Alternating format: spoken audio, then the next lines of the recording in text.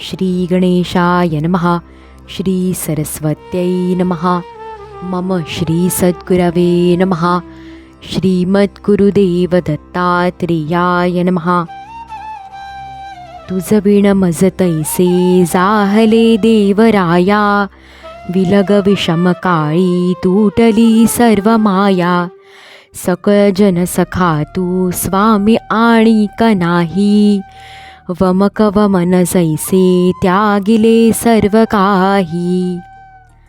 नमो भगवते वासुदेवाय. श्रीमद्भागवत महापुराणम एकादश स्कंध अथ पंचविंशोऽध्यायः. तिन्ही गुणांच्या वृत्तीचे निरूपण. भगवान श्रीकृष्ण म्हणतात, हे पुरुषश्रेष्ठा, कोणत्या गुणामुळे माणसाचा स्वभाव कसा बनतो ते मी तुला सांगतो, लक्ष देऊन ऐक. मनस्संयम, इंद्रिय निग्रह, सहिष्णुता, विवेक, तप, सत्य, दया, स्मृती, संतोष, त्याग, विषय उपभोगांबद्दल अनिच्छा, श्रद्धा, लज्जा, आत्मरती, दान, विनय, सरलता इत्यादी सत्वगुणाच्या वृत्ती होत. इच्छा, प्रयत्न, गर्व, लोभ, ताण, अपेक्षा, भेदबुद्धी, विषयभोग, युद्ध इत्यादींसाठी गर्वयुक्त उत्साह, आपल्या यशावर प्रेम, हास्य, पराक्रम, हट्टाने उद्योग करणे इत्यादी रजोगुणाच्या वृत्ती होत. क्रोध, लोभ, मिथ्या भाषण, हिंसा, याचना, पाखंड, श्रम, भांडण, शोक, मोह, विषाद, दीनता, निद्रा, आशा, भय, आळस इत्यादी तमोगुणीच्या वृत्ती होत. अशा प्रकारे मी सत्वगुण, रजोगुण आणि तमोगुण यांच्या बहुतेक वृत्तींचे वर्णन केले. आता त्यांच्या मिश्रणाने ज्या वृत्ती निर्माण होतात त्यांचे वर्णन ऐक. उद्धवा, 3 गुणांच्या मिश्रणानेच मी आणि माझे या प्रकारची बुद्धी उत्पन्न होते. मन, शब्दादी विषय, इंद्रिये आणि प्राण यांच्या योगाने वृत्तींचा व्यवहार होतो. जेव्हा मनुष्य धर्म, अर्थ आणि काम हे पुरुषार्थ साध्य करण्यात तत्पर असतो, तेव्हा त्याला सत्वगुणापासून श्रद्धा, तमोगुणापासून धन आणि रजोगुणापासून प्रेम यांची प्राप्ती होते. हेही गुणांचेच मिश्रण होय. जेव्हा माणूस सकाम कामात किंवा गृहस्थाश्रमात किंवा स्वधर्म पालनात निष्ठा ठेवून ती कामे करतो, त्यावेळीसुद्धा त्याचे ठिकाणी तिन्ही गुणांचे मिश्रण आहे असे समजावे. माणसाच्या ठिकाणी शमदमादी गुणांवरून सत्वगुण, कामादी प्रवृत्तींवरून रजोगुण आणि काम, क्रोध इत्यादींवरून तमोगुण प्रबळ आहे असे समजावे. पुरुष असो की स्त्री, जेव्हा निष्काम भावनेने आपल्या नित्यनैमित्तिक कर्मांनी माझी आराधना करते, तेव्हा ती व्यक्ती सत्वगुणी समजावी. सकाम भावनेने आपल्या कर्मांनी माझे भजन पूजन करणारा रजोगुणी होय, आणि जो शत्रुनाश इत्यादींसाठी माझे पूजन करतो तो तमोगुणी समजावा. सत्व, रज, तम हे 3 गुण जीवाचे आहेत, माझे परमात्म्याचे नाहीत. हे प्राण्यांच्या चित्तामध्ये उत्पन्न होतात. त्यांमध्ये आसक्त झाल्याने जीव संसार बंधनात बांधला जातो. सत्वगुण हा प्रकाशदायी, निर्मळ आणि शांत आहे. तो जेव्हा रजोगुण आणि तमोगुण यांचा पराभव करून वाढतो, तेव्हा पुरुष सुख, धर्म, ज्ञान इत्यादींनी युक्त होतो. सत्वगुण हा प्रकाशदायी, निर्मळ आणि शांत आहे. तो जेव्हा रजोगुण आणि तमोगुण यांचा पराभव करून वाढतो, तेव्हा पुरुष सुख, धर्म, ज्ञान इत्यादींनी युक्त होतो. रजोगुण भेदबुद्धीला कारणीभूत आहे. आसक्ती आणि प्रवृत्ती हा त्याचा स्वभाव आहे. जेव्हा तमोगुण आणि सत्वगुण यांच्यावर मात करून रजोगुण वाढतो, तेव्हा मनुष्य दुःख, कर्म, यश आणि आर्थिक संपन्नता यांनी युक्त होतो. अज्ञान हे तमोगुणाचे स्वरूप आहे. आळस आणि बुद्धीची मूढता हे त्याचे स्वभाव होत. जेव्हा तो वाढून सत्वगुण आणि रजोगुणाला मागे टाकतो तेव्हा माणूस आकांक्षा, शोक, मोह, हिंसा, निद्रा, आळस यांना वश होतो. जेव्हा चित्त प्रसन्न असते, इंद्रिये शांत असतात, देह निर्भय असतो आणि मनामध्ये आसक्ती नसते, तेव्हा सत्वगुण वाढलेला आहे असे समजावे. माझ्या प्राप्तीचे सत्वगुण हे साधन आहे. जेव्हा कर्म करीत असताना जीवाची बुद्धी चंचल, ज्ञानेंद्रिय असंतुष्ट, कर्मेंद्रिय अस्वस्थ आणि मन भ्रांत होते, तेव्हा रजोगुणाचा जोर वाढला आहे असे समजावे. चित्त जेव्हा ज्ञानेंद्रियांच्याद्वारे शब्द इत्यादी विषय योग्य रीतीने समजण्यास असमर्थ ठरेल आणि खिन्न होऊन निराश होईल, मन सुन्न होईल, तसेच अज्ञान आणि खेद यांची वाढ होईल, तेव्हा तमोगुण वाढला आहे असे समजावे.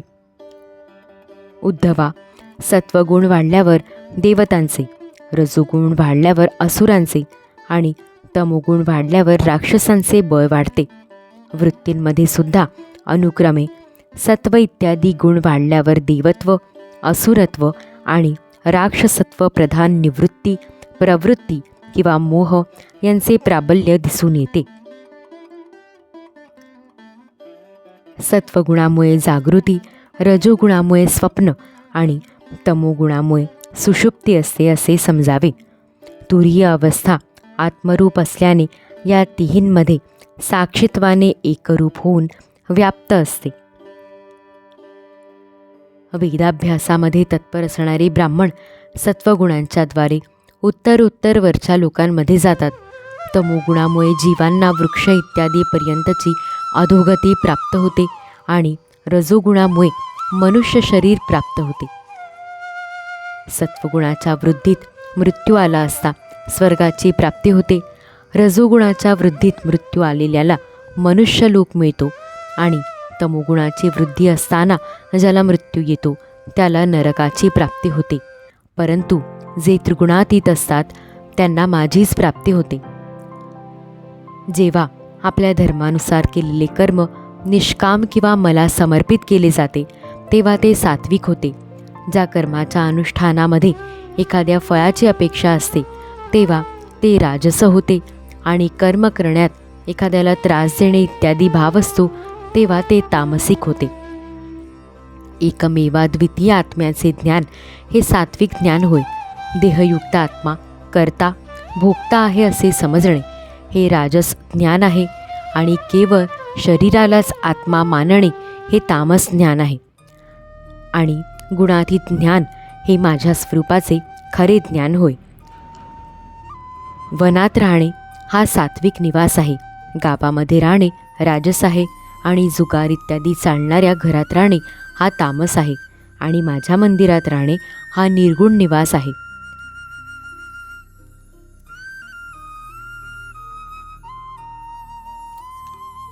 अनासक्त भावाने कर्म करणारा सात्विक होय. अत्यंत आसक्त होऊन कर्म करणारा राजस होय. कोणताही विचार न करता कर्म करणारा तामस होय. आणि फक्त मलाच शरण येऊन कर्म करणारा निर्गुण समजावा. आत्मज्ञान विषयक श्रद्धा सात्विक, कर्मविषयक श्रद्धा राजस, अधर्माच्या ठिकाणी श्रद्धा तामस आणि माझी सेवा करण्यामध्ये श्रद्धा ही निर्गुण होय. आरोग्यदायी, पवित्र आणि अनायासे मिळालेले भोजन सात्विक होय. जिभेला रुचकर वाटणारे अन्न राजस होय आणि दुःखदायी व अपवित्र आहार तामस जाणावा. आत्मचिंतनाने प्राप्त होणारे सुख सात्विक, विषयांपासून प्राप्त होणारे राजस, मोह आणि दीनतेने प्राप्त होणारे सुख तामस आणि जे सुख माझ्या आश्रयाने मिळणारे ते गुणातीत समजावे.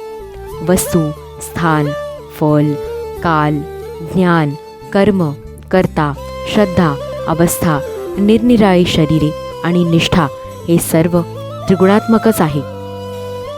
हे पुरुषश्रेष्ठा, पुरुष आणि प्रकृती यांच्या आश्रयाने असणारे सर्व पदार्थ गुणमय आहेत.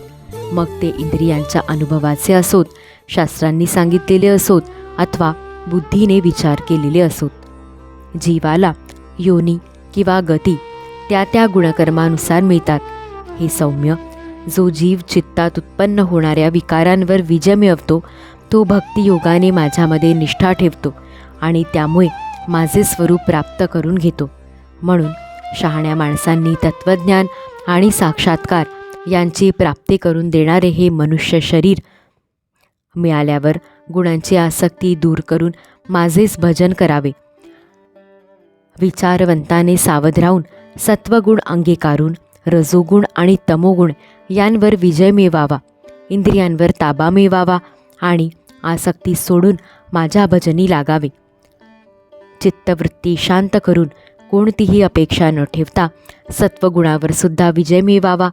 अशा प्रकारे गुणांपासून मुक्त होऊन जीव आपला जीवभाव सोडतो आणि माझ्याशी एकरूप होतो.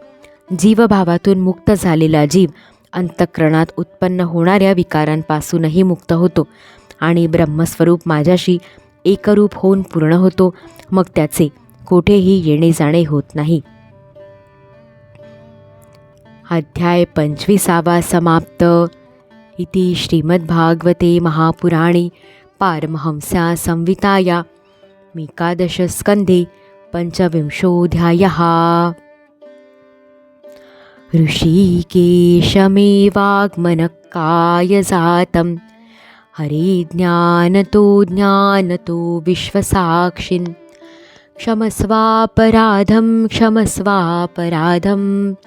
क्षमस्वापराधं प्रभो क्लिन्नचित्त. गोपाल कृष्ण भगवान की जय. श्रीकृष्णार्पणमस्तु. दत्त गुरु जय दत्त गुरु हा महामंत्र हृदयी सुरू असे पहा. कैवारी माझा तू दंडधारी, तुझ वीण दत्ता मज कोण तारी. अवधूत चिंतन श्री गुरुदेव दत्त. श्री सद्गुरुनाथ महाराज की जय.